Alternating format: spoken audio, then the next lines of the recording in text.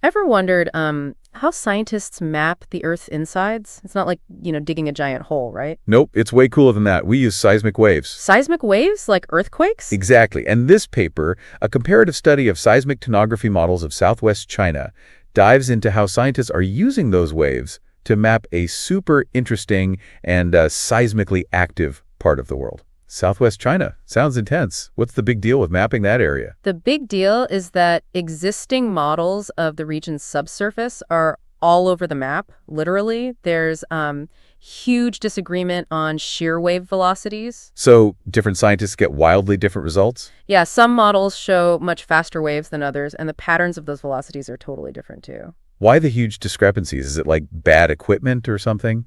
Partly, it's a combination of things. Different data sets are used, surface waves, body waves, receiver functions, and different methods to interpret them. It's like trying to build a puzzle with different sets of pieces. So some scientists are using different pieces of the puzzle? Right, exactly. And it's also depth dependent. The closer to the surface, the more disagreement there is. Deeper down, the models start to agree more. So the surface is harder to map?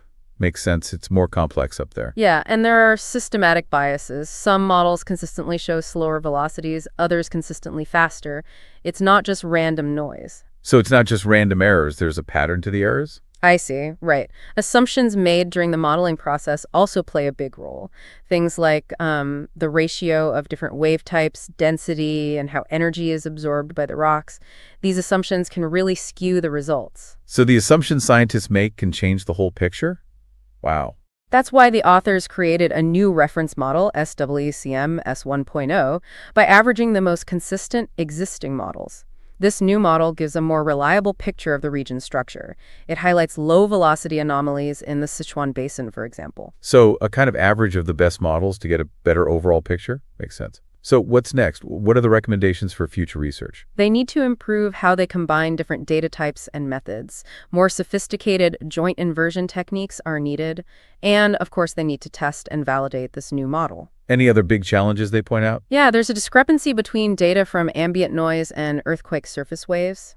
This difference in sensitivity to the Earth's structure can lead to bias. So this whole study is really important because southwest China is a super seismically active region, right? Exactly. Understanding its subsurface structure is crucial for earthquake hazard assessment and risk mitigation. And I understand there's a special site in southwest China that's relevant to this research? Yes, the China Seismic Experimental Site, CSES, is located there, providing a wealth of data for these studies. And just to recap, how many models did they compare in this study? 6 models in total: Chen 15, Dong 19, Feng 20, Bao 20, Li 21, and Luke 21. They were all interpolated to a uniform grid for easy comparison. So it sounds like this paper is a really important step forward in understanding the Earth's structure in a seismically active region. It highlights the challenges of seismic tomography and the need for better integration of data and methods. Absolutely. It's a great example of how scientific progress relies on careful comparison, critical evaluation, and the development of improved techniques. That was a great discussion. Thanks for coming on.